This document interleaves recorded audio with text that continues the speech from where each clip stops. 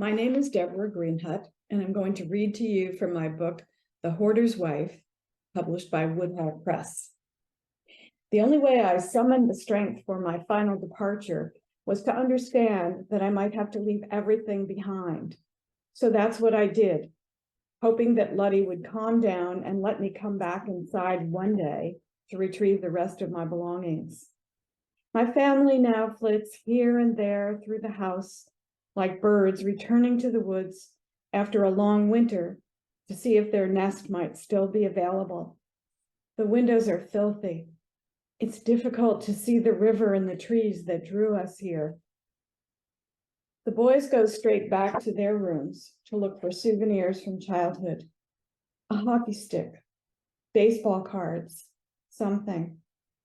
But the sheer mass of the hoard has lumped so many things together, they hesitate to remove anything from its particular heap.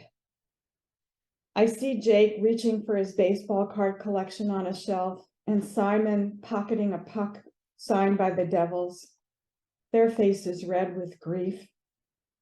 What do our belongings mean anyway? My daughters-in-law hold back their unspoken questions. I notice discreet tears because Jake and Simon never wanted their wives to see how we lived. This is their first experience of the mess, and I meet their shocked eyes with shame. Even though I haven't lived here for years, I understand that this disaster area is quickly becoming part of their image of me. Will I ever shed the identity of the hoarder's wife? The old humiliation returns like a shawl that chafes my shoulders as we pick our way through the shards of Luddy's life. Barely 20 minutes of wandering around, we failed to reset our mental images to the time when the three of us also lived here. My sons and I must get out. Gia and Angelica make no argument. Each of us peers quickly at the scene of Luddy's death, but we don't speak about the mix of thoughts that collide with our desire to be outside as fast as possible.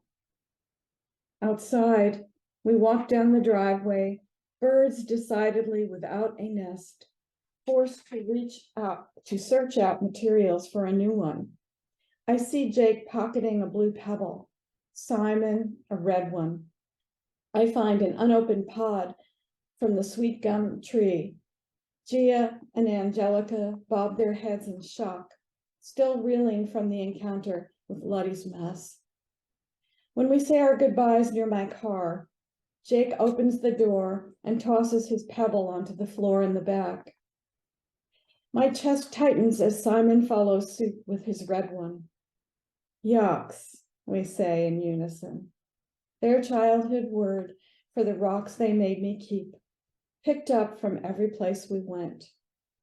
This remembered ceremony makes me bite my lip to hold back the tears as I put my pod on top.